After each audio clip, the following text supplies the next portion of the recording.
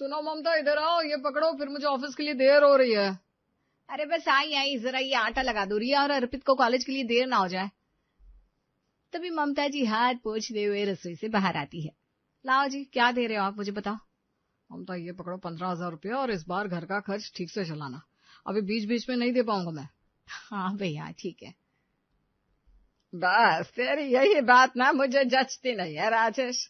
अरे आज के समय में ऐसी पत्नी मिलना मानो जैसे अलादीन का चिराग। अच्छा जी, ऐसी बात है क्या? हाँ, नहीं तो क्या। कभी अपने ऊपर 1 रुपया खर्च नहीं करती, फिर भी तू हमेशा उसे ऐसे ही कहता है। आज हम आपको लिए चलते हैं गुप्ता परिवार के बीच। ये कहानी है एक प्यारी सी मिडिल क्लास फैमिली की, जिसके हर एक पड़ाव पर आप खुद को जुड़ा हुआ सा महसूस करेंगे कि कैसे एक मिडिल क्लास फैमिली अपने जीवन में आने वाले उतार चढ़ाव को हंसकर पार करती है। कैसे माँ बाप अपनी इच्छाओं को पीछे रखकर अपने बच्चे के लिए सब कुछ कर गुजरते हैं। तो फिर देर किस बात की, आइए आगे बढ़ते हैं। क्या मम्मी, आज आपने फिर से ये लौकी बना दी। अरे कभी बटर पनीर मसाला बनाओ, कभी शाही कोफ्ता बनाओ, क्या है ये रोज लौकी कद्दू लौकी कद्दू। भैया सही कह रहा है मम्मी, मुझे नहीं खानी है लौकी की सब्जी। अरे लौकी की सब्जी सेहत के लिए फायदेमंद होती है, तुम लोग ये कब समझोगे? अब इतने छोटे तो हो नहीं। हाँ दादी, अब हम इतने छोटे नहीं है जो आपकी इन जलेबी जैसी बातों में आ जाएंगे। ये सुनकर खाने की टेबल पर बैठे हुए सब लोग हंसने लगते हैं। अच्छा बेटा, अब अगर तू इतना बड़ा हो गया है तो तू हमें कब से ये बटर पनीर मसाला और शाही कोफ्ता खिला रहा है? क्योंकि ऐसा कहा जाता है कि अगर बेटे के पैर में माँ बाप का जूता सेट हो जाए तो वो बराबर का हो जाता है। क्या बाबा आप भी। अरे सुनो तो सही, अब हम नहीं खिला पाए, इसलिए अब हमारा बेटा ही हमको रोज पनीर और मशरूम खिलाएगा। ये सुनकर रिया जोर जोर से हंसने लगती है और अर्पित का मुंह फूल जाता है।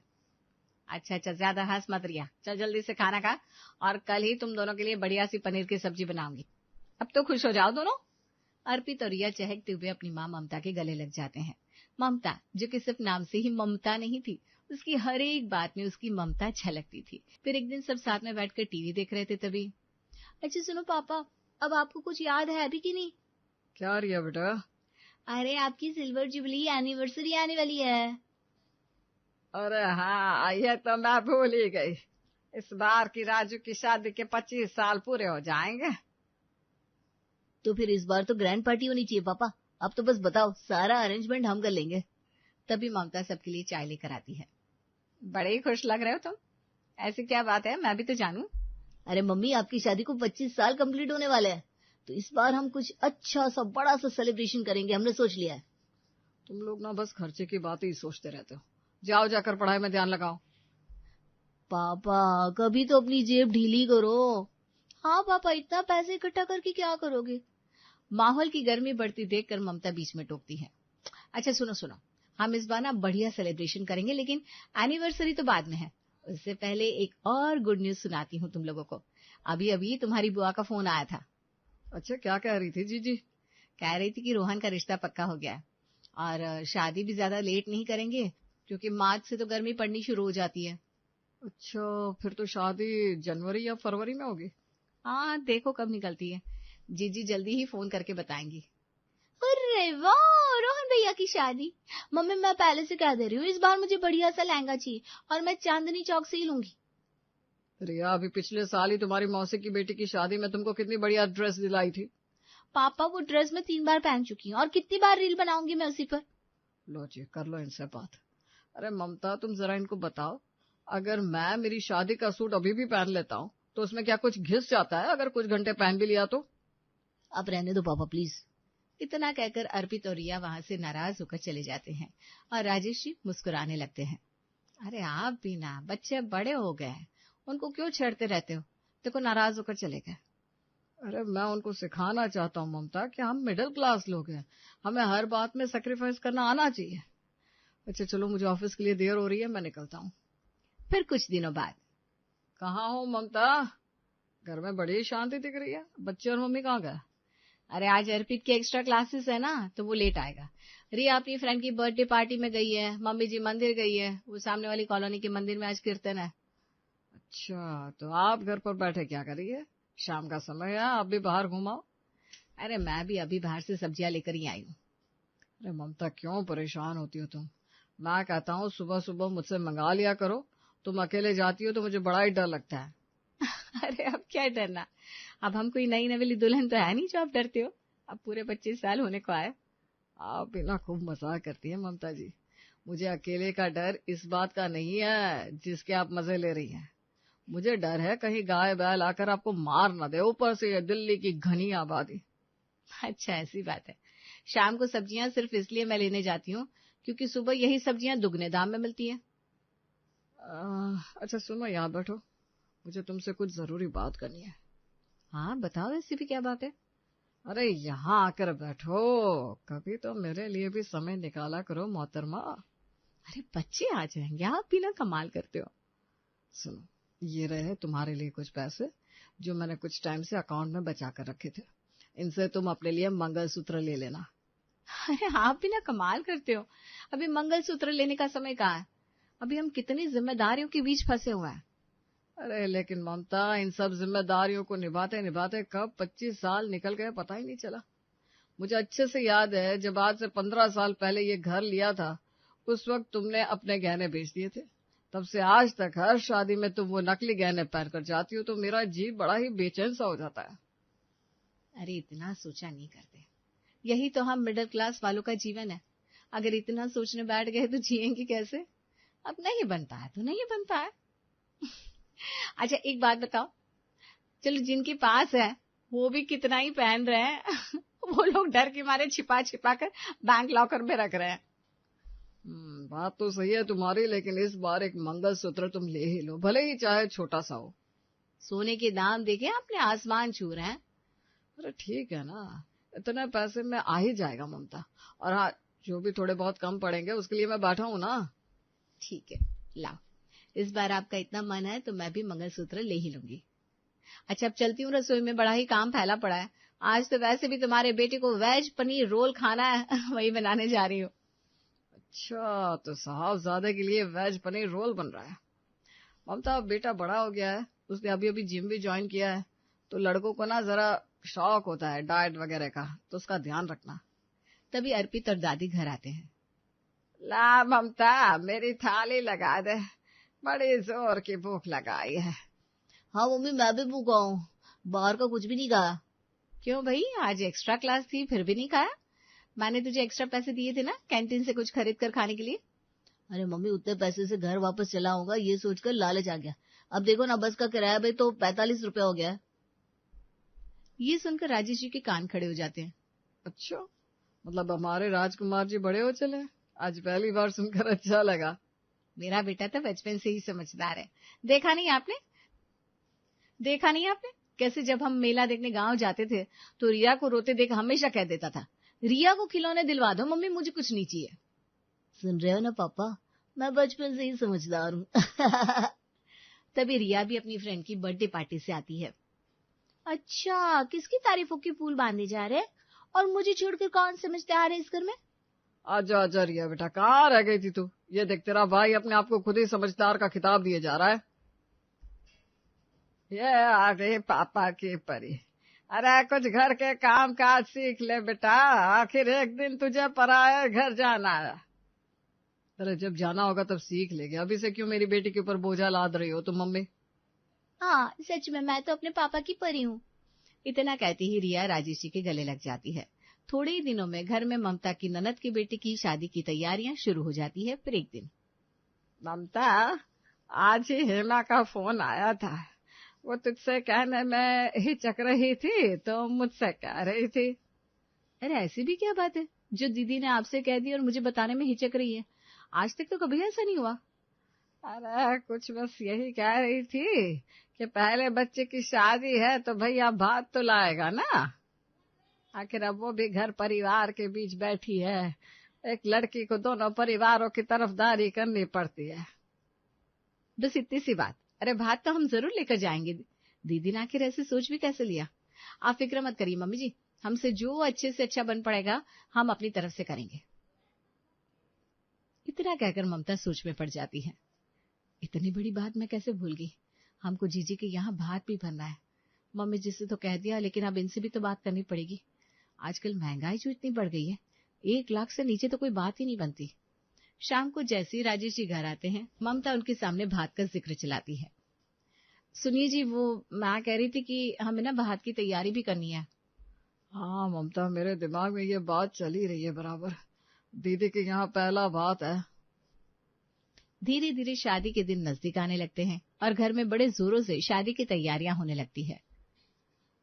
मम्मी, मुझे रोहन भैया की शादी में सबसे सुंदर लहंगा पहनना है, प्लीज मुझे इस बार चांदनी चौक से दिलवाओ ना।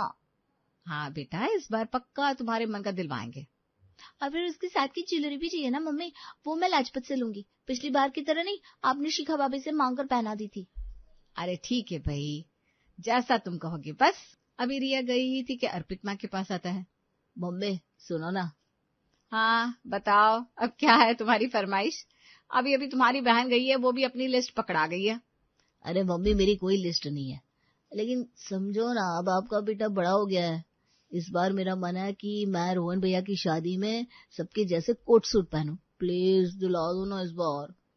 अच्छा जी, बेटा इतना बड़ा हो गया कि अब कोट सूट पहनेगा? और नहीं तो क्या, अभी तक तो आप सबकी शादी में वही जीन्स शर्ट दिला देती थी, और ज्यादा सर्दी हुई तो एक स्वेटर। इस बार तो मुझे सूट दिला दो। और हाँ, फिर अप्रैल के महीने में कॉलेज की फेयरवेल भी होगी, उसमें भी काम आ जाएगा।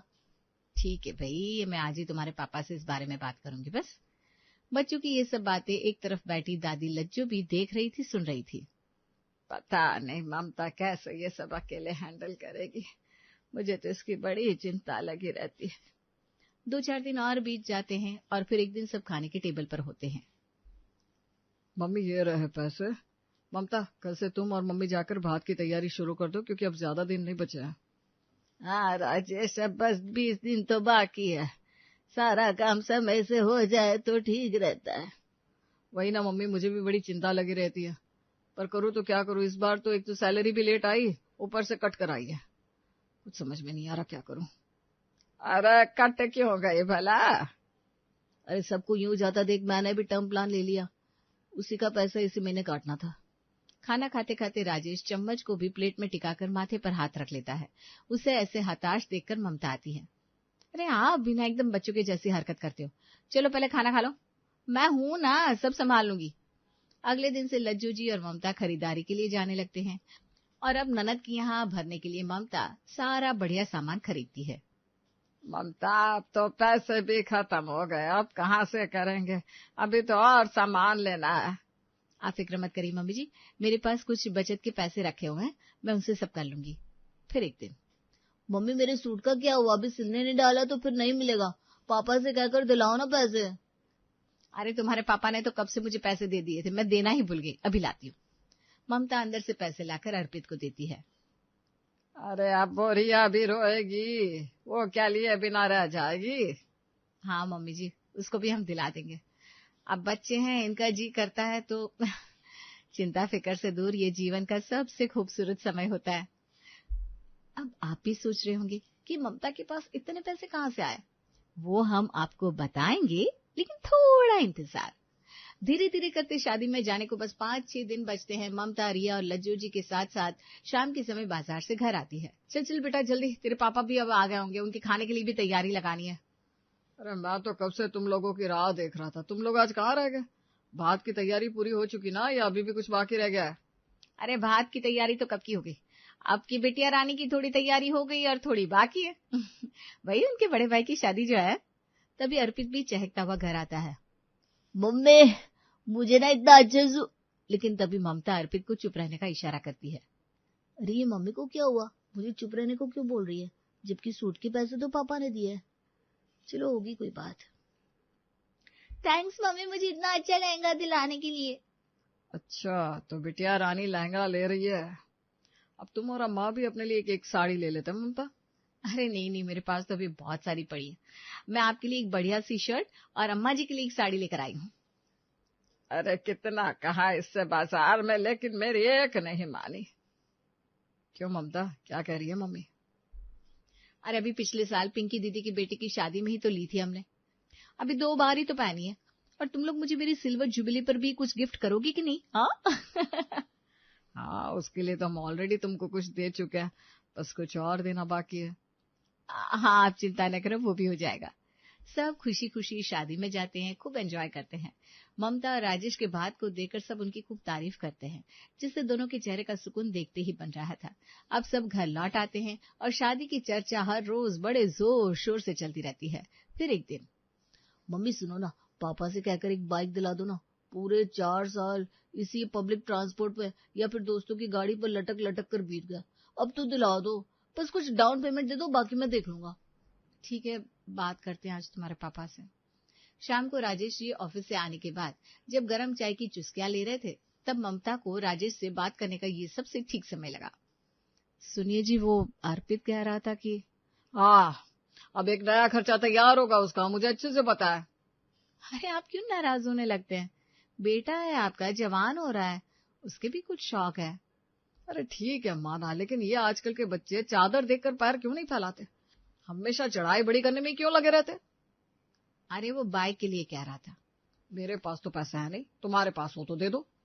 अरे बस डाउन पेमेंट की कह रहा है, फिर उससे कोई पार्ट टाइम जॉब भी देख रखा है, उससे ईएमआई भरता रहेगा। जैसा तुम दोनों को ठीक लगे वैसा करो। ममता अर्पित को अपने पास रखे पैसे में से बाइक दिलवा देती है और अर्पित की खुशी का ठिकाना नहीं रहता। मम्मी भैया को अपने बाइक दिला दी, मैं कब से कह रही हूँ, मेरा फोन खराब है, वो नहीं दिलाया आपने। अरे मेरी फूल सी राजकुमारी, नाराज ना हो, अभी तुम्हारी बारी। ये ना मुझसे हमेशा चिढ़ती रहती है। भैया मैंने आपको कुछ बोला क्या?